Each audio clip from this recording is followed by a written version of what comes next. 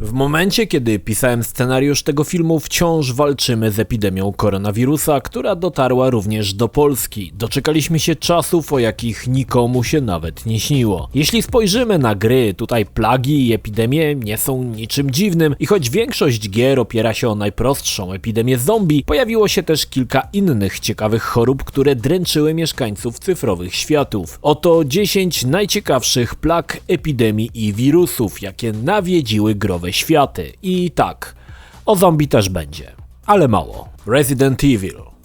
Zacznijmy od najprostszej i najłatwiejszej do wytypowania. Plaga zombie w grach to nic nowego, ale najbardziej chyba rozpoznawalna jest ta z Resident Evil. Wszystko rozpoczęło się od wirusa T. Został on wyprodukowany przez firmę Umbrella w latach 60. ubiegłego stulecia. Założeniami twórców była 100% śmiertelność i niezwykle wysoka zachorowalność. W 1978 roku naukowcy zmutowali wirusa, aby nie zabijał, a przemieniał ludzi w bezmózgie zombie, odznaczające się nadludzką siłą. W 1998 roku wirus wydostaje się na zewnątrz, zarażając naukowców w laboratorium ukrytym w rezydencji Spencera niedaleko Raccoon City. Pomimo prób zatrzymania epidemii, po 6 tygodniach od wydarzeń w rezydencji wirus atakuje miasto Raccoon. Dalej powstają kolejne ogniska wirusa na całym świecie. Wyspa China, wyspa Rockford, północna i południowa Ameryka, Rosja. Niemal cała Ziemia staje wobec ogromnej epidemii, którą może powstrzymać jedynie garstka ludzi. Na domiar złego mnożą się ataki bioterrorystyczne z wykorzystaniem wirusa T, które mają miejsce na całym świecie. Resident Evil jest serią, która pokazuje ewolucję epidemii od niewielkiego incydentu gdzieś w górach, aż do globalnej eskalacji, która pomimo wysiłków bohaterów niestety jest nie do powstrzymania.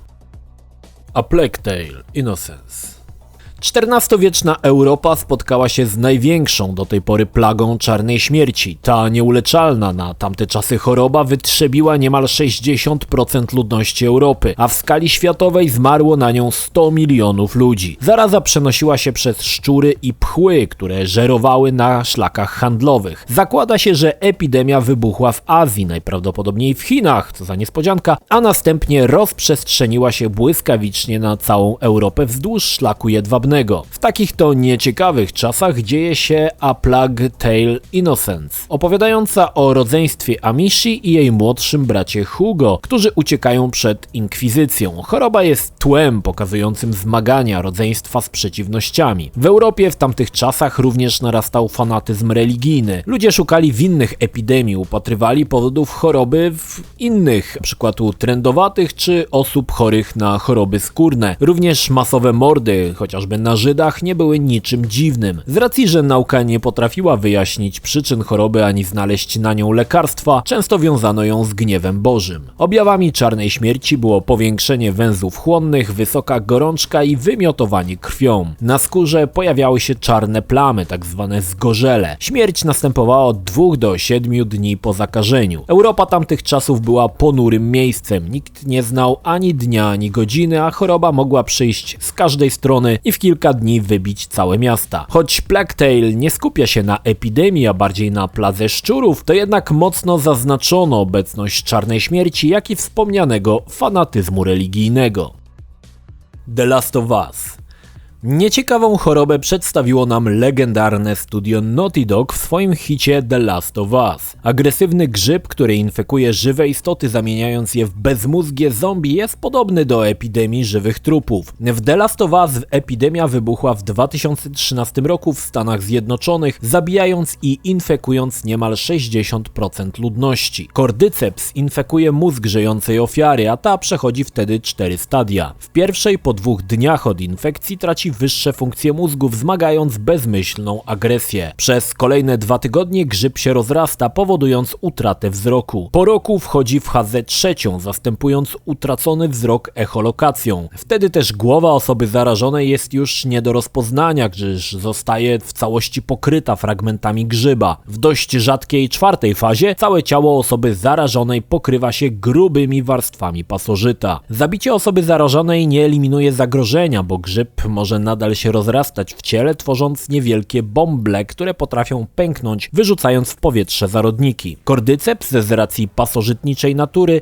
nie infekuje jednak martwych, gdyż potrzebuje żyjącego nosiciela. Całe szczęście pasożyt jest groźny tylko w zamkniętych pomieszczeniach. Na zewnątrz człowiek jest względnie bezpieczny. Halo. O ile w poprzednich epidemiach mówiliśmy w zasadzie jedynie o Ziemi, czas na zagładę galaktyczną. Flut lub po prostu plaga narodziła się z ciała ostatniego przedstawiciela rasy przodków zwanego pierwotny. Zostali oni podbici przez rasę prekursorów dawno temu. Jedyny ocalały pierwotny zapadł w głęboką hibernację, ewoluując i mutując, trawiony przez żądzę zemsty na prekursorach. Po jakimś czasie w galaktyce zaczął pojawiać się tajemniczy pasożyt. Początkowo były to dość niegroźne zarodniki, jednak z czasem plaga zaczęła atakować inne istoty, przejmując nad nimi kontrolę i zamieniając w krwiożercze mutanty, które roznosiły pasożyta na kolejne światy. W ciągu kilku dni plaga doprowadziła do upadku wielu cywilizacji, niszcząc całe światy. Plaga w końcu okazuje się być zmutowanym pierwotnym, który uznał, że karą za zagładę jego rasy będzie przekształcenie całego życia we wszechświecie w jednorodny gatunek. Po wielu latach plaga wydostaje się na zewnątrz, a cały wszechświat znowu staje przed widmem zagłady, ale spoko. Naprzeciw pasożytowi mogącemu zniszczyć całe galaktyki staje jeden żołnierz, Master Chief, wspomagany przez sztuczną inteligencję Cortanę. Oni ogarną temat. Dead Space. Dziwny wirus zamieniający ciała w zmutowane, niemal nieśmiertelne potwory nawiedził na początku statek Ishimura. Epidemia była związana z artefaktami nazywanymi markery. Te dzieliły się na czarne i czerwone. Czarne dryfowały w przestrzeni kosmicznej, czerwone były wykonane przez inteligentną, nieznaną cywilizację. Marker wysyła silny sygnał elektromagnetyczny zamieniający martwą tkankę na poziomie molekularnym w nekromorfa i przywracając go do życia. Ważne jest to, że żywe organizmy nie mogą być zarażone. Sama infekcja odbywa się w późniejszym okresie przez specjalistyczne jednostki zwane infektorami. Z racji swojej nieśmiertelności zarażone nekromorfy najlepiej pociąć na mniejsze kawałki, przez co zainfekowany mutant umiera z powodu utraty krwi. Jednak warto pamiętać, że nawet pozbawiony kończyn nekromorf jest nadal groźny i może zabijać. Innym sposobem jest spalenie nosiciela. Niestety markery zdobyły swoich wyznawców, tworząc nową religię, tak zwany kościół unitologów, którzy zabierają markery w kolejne ziemskie kolonie, tworząc coraz to nowe ogniska infekcji. Dark Earth. Dark Earth przenosi nas w daleką przyszłość po tym, jak meteoryt uderzył w Ziemię, powodując, że pył wyrzucony wskutek eksplozji zasłonił Słońce. Z ciemności narodziły się dziwne, agresywne stwory. Ludzie zaczęli szukać schronienia i budować państwa miasta zwane Stellites w miejscach, gdzie Słońce przebijało chmury. Główny bohater, Arkan, zostaje zarażony substancją zwaną Shankr Archesens, która powoli zamienia go w stwora ciemności. W miarę postępu w grze widzimy, jak bohater zmienia się nie tylko fizycznie, ale i pod kątem psychicznym. Wypowiadane słowa zamieniają się w chrząknięcia i porykiwania, a ludzie zaczynają się odwracać od Arkana. Choć choroba, która toczy bohatera, nie jest zaraźliwa, napotkani mieszkańcy traktują go z pogardą. Jedynym ratunkiem jest tajemnicze przedwieczne światło, którego znalezienie jest naszym głównym celem. Thief. Świat, w którym obraca się Gareth, mistrz złodziei, nie należy do najprzyjemniejszych miejsc. Obok przedziwnych kultów, bandytów i pradawnych bogów jest jeszcze zaraza Gloom, nazywana chorobą samobójców. Pierwsze symptomy choroby to słyszenie głosów we własnej głowie i rozmowa z samym sobą. W późniejszym stadium pojawiają się wizje, przez co chorzy próbują wyłupić sobie oczy oraz wyrwać uszy. Konsekwencją choroby jest popełnienie samobójstwa w każdy możliwy sposób. Choroba postępuje niezwykle szybko. Od zarażenia do próby samobójczej może minąć nawet jeden dzień. Lekiem opóźniającym działanie choroby jest opium, które odciąga chorego od myśli samobójczych i łagodzi symptomy choroby. Siren.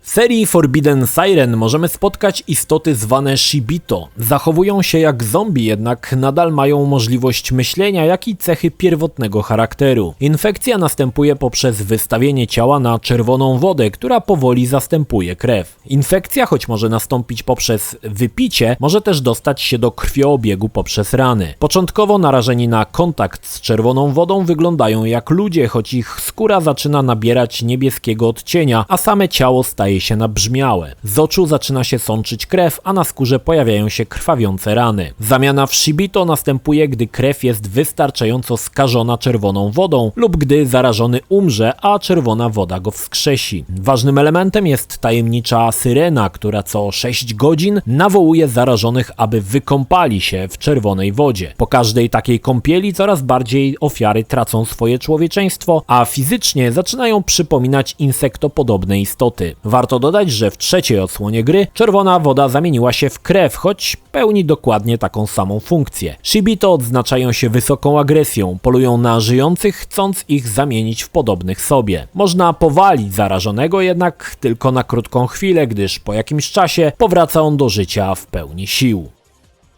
Deep Fear. 300 metrów pod powierzchnią oceanu w stacji badawczej Big Table wybucha epidemia zamieniająca ludzi w dziwne kreatury. Na domiar złego cała baza zostaje odcięta od świata, a przez swoje położenie nie ma możliwości ucieczki. Tak zaczyna się zapomniany Deep Fear, który był odpowiedzią na Residenty od Capcomu. Niedaleko stacji ląduje kapsuła z zamkniętym w niej szympansem. Był w przestrzeni kosmicznej przez ostatnie 40 lat. Eksperyment miał pokazać, co się dzieje z ciałem żywej istoty wystawionej na promieniowanie kosmiczne. To spowodowało u szympansa zwolnienie metabolizmu i hibernację, przez co udało mu się przeżyć niemal 40 lat w kosmosie. Wraz z szympansem na Ziemię przybywa zmutowana bakteria, która wskutek braku tlenu w placówce zaczyna infekować żywych i martwych, zamieniając ich w przedziwne stwory. Brak tlenu jest dla istot niezwykle ważny. Zbyt duże jego stężenie może je zabić, dlatego ważne jest, aby utrzymywać odpowiednią ilość powietrza w placówce. Sama zamiana następuje bardzo podobnie jak w serii Resident. Zainfekowane osoby po prostu mutują, tracąc swoje człowieczeństwo. Jednak w odróżnieniu od żywych trupów, tutaj stają się bardziej stworami przypominającymi morskie istoty. Dead Rising. Ampulex compressa giganteus to genetycznie zmodyfikowany gatunek osy, która spowodowała epidemię zombie w Dead Rising. Oryginalnie owady były zaprojektowane pod leczenie chorób. Osy zostały wypuszczone przez Carlito Keyesa w mieście Willamette w stanie Colorado. Niemal natychmiast cała populacja została zamieniona w krwiożercze zombie. Te zarażają kolejne osoby poprzez ugryzienia. Przemiana następuje średnio w 24 godziny, choć długość zamiany w żywego trupa zależy od tego, gdzie ofiara była ugryziona. Jeśli w kark lub w szyję, zamiana może nastąpić w kilka sekund. Ciało żywego trupa staje się blado-szare z powodu dehydracji, oczy również tracą swój kolor. Psychicznie zombie jest bezrozumny, staje się powolny, a jego jedynym celem jest poszukiwanie żywych ofiar. W odróżnieniu od filmów, jak i mnóstwa gier, proces zombifikacji można powstrzymać dzięki lekowi Zombrex, który trzeba brać co 12 godzin. A może ty znasz jeszcze jakieś ciekawe plagi, wirusy bądź epidemie, które pojawiły się w grach? Podziel się nimi w komentarzu.